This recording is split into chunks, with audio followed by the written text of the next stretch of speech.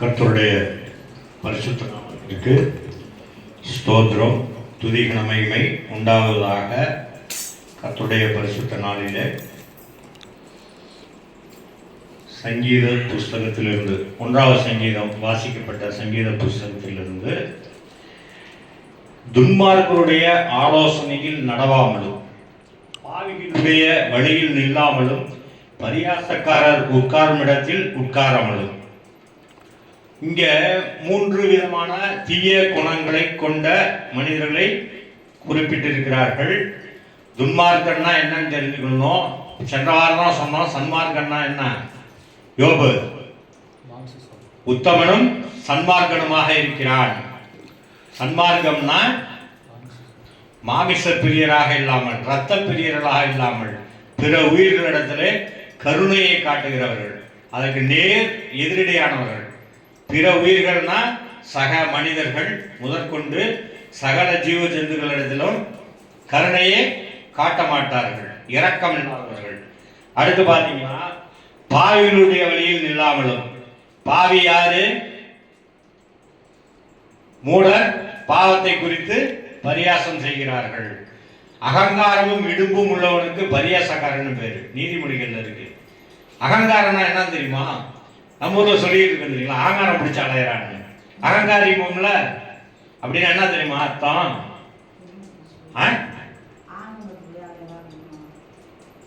காமமும் கோபமும் கடும்பற்றுள்ளமும் கொண்டவன் பேர் அகங்காரன், அகங்காரி. அவன் நிறைய பேர் பேசிக்கிட்டு கேட்டு சொல்லுவாங்க, நான் பெரிய கோபக்காரன், நான் பெரிய கோபக்காரன். அவன்கிட்ட எல்லளவும் இரக்கம் என்பதை நம்ம எதிர்பார்க்க முடியாது. அவன் பெரிய காம பித்தனாக இருப்பான். இப்ப காமம்னா அது பிதாவாகிய தேவனால் உண்டானதல்ல, நாம உண்டாக்கிக்கிட்டது. ஆகையால்தான் நம்ம நீதி நூல்கள் எல்லாம் சொன்னாங்க, களவு இயல். யார்கிட்ட இருந்து களவாடிட்டோம்? வார்த்தையாக இறைவன் பிதாவாகிய தேவனிடத்திலிருந்து நாம் களவாடி கொண்டவர்கள்.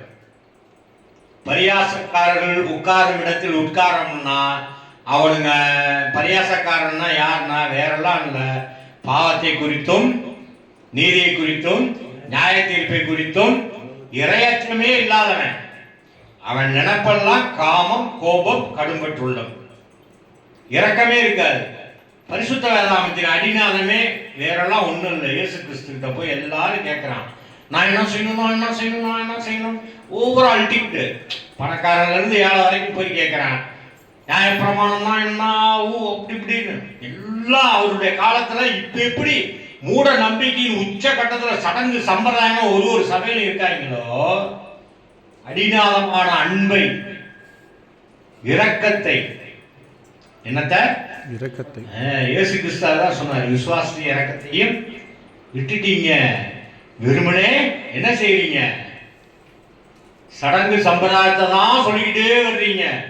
உங்களிடத்துல விசுவாசமும் இரக்கமும் இல்லாமல் போய்விட்டது அப்படின்னு அவருடைய காலத்துல சொன்னாரு. இப்பவும் நாம் அதை சொல்ல கடமைப்பட்டிருக்கிறோம். உன்னில் அன்பு கூறுவது போல் பிறனிடத்தில் அன்பு கூறுவாயாக. நிறைய பேர் அன்புன்னு என்ன நினைச்சுக்கிறாங்க?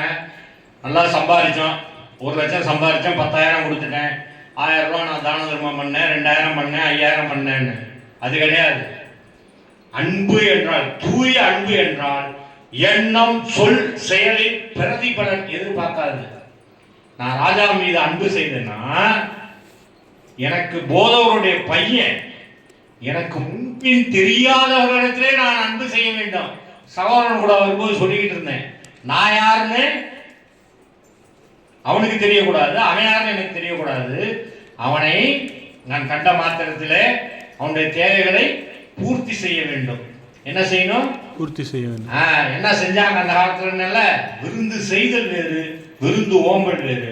பவுலடி சொல்லியிருப்பான், விருந்தோம்பலை விட்டுறாதீங்க, என்ன செய்வீங்க? ஆண்டவரே வருவாரு. இன்னொரு இடம் இந்த இடத்துல செய்யணும் சொல்லணும்னு நினைக்கிறேன். நிறைய பேர் ஆபிரகாம் வீட்டுக்கு மட்டும்தான், பரிசுத்த வேதாகமத்துல பாத்தீங்கன்னா பிதாவாகிய தேவன் ஆபிரகாம் வீட்டுக்கு மட்டும்தான் சாப்பிட்டார். மற்றவங்க ஏன் சாப்பிட மாட்டேங்கிறாங்க? அவன் எப்படி தெரியுமா ஜெபம் பண்ணான்? அப்ப கேட்டான், பரிசுத்த வேதாகமத்தில் பார்த்தீங்கன்னா வர்றாரு, நடக்க போற காரியத்தை கூறுறாரு. ஆதியாகமத்தில் இருக்கும் பாருங்க. ஆபிரகாம் வீட்டில் வாக்குத்தத்தம்லாம் பண்றாரு. சாரா நகைக்கிறா. லோத்து இடத்துல போறாங்க. ஆபிரகாம் வீட்டுக்கு மட்டும் வந்தவர் ஏன் இன்றைக்கு என் வீட்டுக்கு வரல? காரணம் என்ன தெரியுமா? எல்லாருமே ஜெபம் பண்ணும்போது பண்ணுவாங்க. என்ன தெரியுமா பண்ணுவாங்க? ஆண்டவரே, இந்த உணவை சமைத்த கையும் கொடுத்த கையத்தையும் ஆசீர்வதிங்க. ஆண்டவரே, இந்த உணவை நான் சாப்பிடுவதனால எனக்கு நல்ல அறிவை கொடுங்க, உணர்வை கொடுங்க. நீங்க சபித்த பூமியிலே நல்ல அறிவையும் உணர்வையும் கொடுங்கள், பரிசுத்தமான எண்ணத்தை கொடுங்க, என் வீட்டுக்கு சாப்பிட வாங்கன்னு இதுவரைக்கும் ஒருத்தனை பிரசங்கம் பண்ணதில்லை. எந்த சபையிலும் அழைச்சா வருவாருங்க, எவனுமே பண்றதில்லை. ஏன்? அவர்களுக்கு அகங்காரமும் இடும்பும் உள்ளவனுக்கு பரியாசக்காரன் பேரு. அகங்காரமும் இடும்பும்னா என்ன தெரியுமா? ஒருதலை கோடுதல். என் சபை என்ன சொன்னிச்சு? இதுதான் சொன்னிச்சு. 40,000 வகையான உபதேசம் இருக்கு. அகங்காரமும் இடும்பும் உடையவனுக்கு, அந்த இதுக்கு உள்ளவனுக்கு பேர் தான் பரியாசக்காரன். இடும்புனா ஒருதலை கோடுதல். பரிசுத்த வேதாகமத்தை முதல் பக்கத்துல இருந்து கடைசி பக்கம் வரைக்கும் வாசிப்போம். மாத்தி மாத்தி பொருள்கள் கொள்ளக்கூடாது. எப்படி? நம்ம பெத்த தகப்பன் 5-10 வயசுல தம்பி போய் சொல்லாத அப்படின்னு சொல்லிட்டு 20 வயசு ஆயிடுச்சு போய் திருடிட்டு வான்னு சொல்லுவானா? 10 வயசுல 5வது படிக்கிறப்ப பக்கத்துல இருந்த பையன் பென்சில் எடுத்துட்டு வந்துட்டேன், என்ன சொல்லுவான்? அப்ப அடுத்த பொருள் ஏண்டா எடுத்து வந்து அடிப்பான். 20 வயசுல போயிட்டு தம்பி போய் திருடிட்டு வான்னு சொல்லுவானா? முதல் பக்கத்துல இருந்து கடைசி பக்கம் வரைக்கும் பொருளை மாற்றி மாற்றி மாற்றி வாசித்து, இது பழைய ஏற்பாடு வேற, புதிய ஏற்பாடு வேற, நிறைய பொய் உபதேசம் வந்துருச்சு. இந்த பரியாசக்காரங்கிறதுக்கு கூட அர்த்தம் தெரியாது நிறைய பேருக்கு. அகங்காரம் என்றால் காமம், கோபம், கடும் பெற்றுள்ளோம். இடும்பு என்றால் ஒருதலை கோடுதல், தீய நோக்கமுடையவர்கள். ஒருதலை கோடுதல்னா நான் சொல்றது செய். பிதாவாகிய தேவன், முன்னாடி இருந்த தீர்க்கதரிசிகள், நீதிமான்கள், அவங்கெல்லாம் என்ன சொல்லிட்டு போயிருக்காங்க, அதெல்லாம் காது கொடுத்து கேட்காத. நான் என்ன சொல்றேனோ அதை செய். இடும்பு, ஒருதலை கோடுதல்னு பேரு. இதைதான் தமிழ்ல சொல்லுவாங்க, நான் பிடிச்ச மசனுக்கு 3 காலுமா. இந்த 3 விதமான நபர்களிடத்திலையும் என்ன செய்யணுமா? உட்காரக்கூடாது, ஆலோசனை கேட்கக்கூடாது. துன்மார்க்கிட்ட பாவியோட வழியில் நிற்கக்கூடாது, அவன் போற வழியில நம்ம போகக்கூடாது. அவனுடைய பரியாசக்காரர்கள். கர்த்தருடைய வேதத்தில் பிரியமா இருந்து இரவும் பகலும் அவருடைய வேதத்தில் தியானமாய் இருக்கிற மனுஷன் பாக்கியவான். கர்த்தருடைய வேதத்தில், வேதம்னா வேறெல்லாம் ஒண்ணும் இல்லை, வித் அப்படிங்கிற அந்த தொழில், வித்துங்கிற வார்த்தையிலிருந்து பிறந்த வார்த்தை.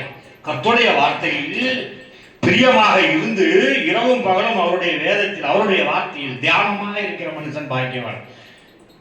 எழுத்து படிக்க தெரியலனாலும் அந்த வேத வார்த்தைகளை மனதில் என்ன செய்யணும்? சொல்லி சொல்லி சொல்லி பார்க்கணும். எனக்கு இது புரியல, எனக்கு உணர்த்துங்க, சொல்லி கொடுங்க ஆண்டவரேன்னு கேட்கணும். தியானம்னா அதுதான். என்னது தியானம் என்றால்? அதுதான்.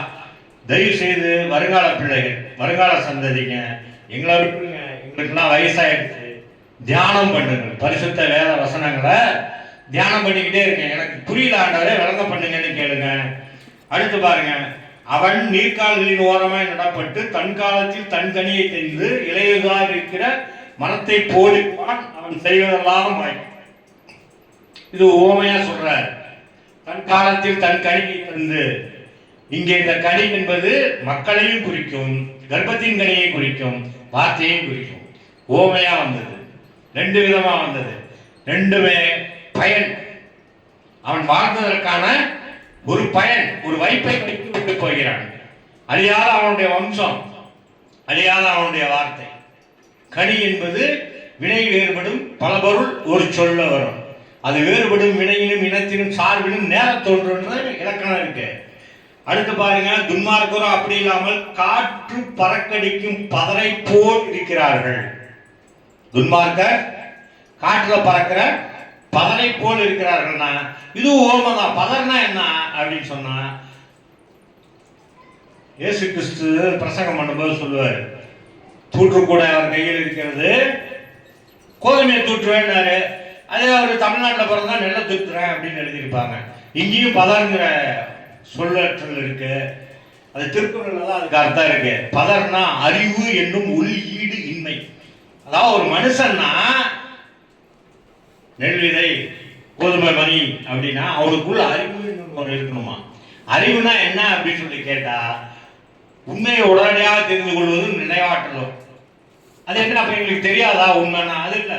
நாம் பிறந்த பிறப்பு முதல் நம்ம அன்றாட ஈடுபட்டு இல்லையா, நம்ம வாழ்ற வாழ்க்கை இருக்குல்ல, இதை பற்றி பரிசுத்த வேதாகமத்தை பற்றி உண்மையை உடனடியாக தெரிந்து கொள்வதும் நினைவாற்றலும். நாம ஈடுபட்டுக் கொள்கின்ற ஒவ்வொரு காரியங்களிலும் இருக்கிற உண்மையை தெரிந்து கொள்ளணும்.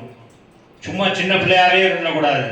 வளர்ந்தோம் பெரிய ஆள் ஆயிட்டான், நம்ம பிறந்த பிறப்பு என்ன, அதற்கு முந்தைய நிலை என்ன, மரணம் ஏன் நடக்குது, வாழ்வியல் உண்மையை தெரிந்து கொள்ள வேண்டும். அதுதான் இங்க சொல்றாங்க. அந்த துன்மார்க்கன் என்ன ஆவான்? வம்சம் அற்று போவான். அதான் அங்க சொல்லிட்டு வராங்க. கர்த்தருடைய பரிசுத்த நாமத்திற்கு ஸ்தோத்திரம். அடுத்த வசனம் என்ன சொல்றாங்க பாத்தீங்கன்னா, ஆகையால் துன்மார்க்கர் நியாய தீர்ப்பிலும் பாவிகள் நீதிமான்கள் சபையில் நிலைநிற்பதில்லை. பாவிக்கு துன்மார்க்கருக்கு நீதிமான்கள் சபையில் என்ன வேலை? துன்மார்க்கர் நியாய தீர்ப்பிலும் பாவிகள் நீதிமான்களின் சபையிலும் நிலை நிற்பதில்லை. நீதிமான்கள் சபைனா வேறெல்லாம் ஒண்ணும் இல்லை. இன்னைக்கு நாம கூடி இருக்கோம்ல, யாரை குறித்து நம்ம அதிகமா சொல்றோம்? இயேசு கிறிஸ்துவை. அதற்கு முன்பதாக யாரை சொல்றோம்? எடுத்தோடனே இயேசு கிறிஸ்துனா சொல்றோம். ஆபிரகாம் விசுவாசித்தான், அதை அவனுக்கு நீதியாக எண்ணினார். நோவா நீதிமானாக இருந்தான், யோசேப்பு இருந்தான். ஒவ்வொருத்தனையும் சொல்லிட்டே இருக்கோம்ல. இது அவர்களோடும் உண்டாக்கப்பட்ட சபை. யார் எல்லாராலும் ஆதி முதல் கொண்டு வர்றாங்க பார்த்தீங்களா? அவங்களால எல்லாரையும் நீதிமான்கள் சபை. பரிசுத்த ஓய்வு நாள் கூடி வர்றதை விட்டுறக்கூடாது. முகநூல் நண்பர்களுக்கு அந்த காட்சி பதிவாகி கொண்டிருக்கிறது. பரிசுத்த ஓய்வு நாளை பரிசுத்த குலைச்சல் ஆக்காதிருங்க. யூதர்களுக்கு தான் பரிசுத்த ஓய்வு நாள்லாம் சொல்லாதிருங்க அருமை நண்பர்களே. அடுத்ததாக என்ன வந்திருக்கு பாருங்க. கர்த்தர் நீதிமான்களின் வழியை அறிந்திருக்கிறார், துன்மார்க்கரின் வழியோ அழியும்.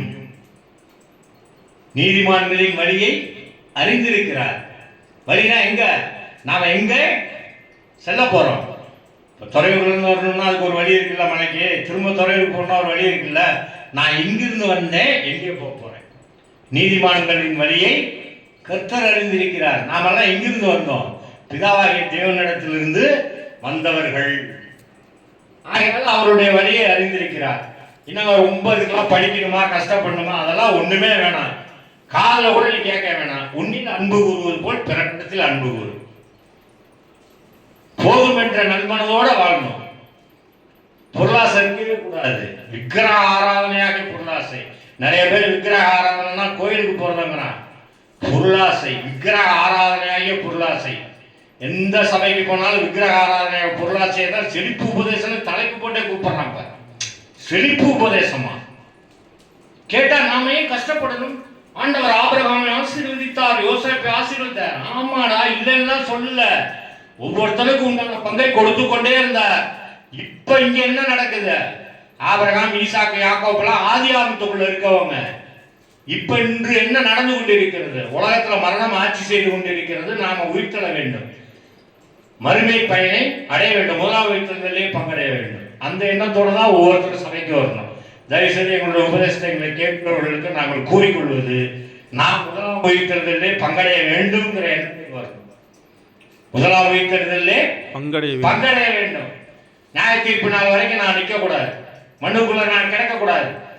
நான் மரித்தேன்னா உடனடியாக நான் ஆண்டவர் ரட்சகமான இயேசு செல்வேங்கிற அந்த விசுவாசத்துக்குள்ள வருவதற்கு முயற்சி எடுக்க வேண்டும்.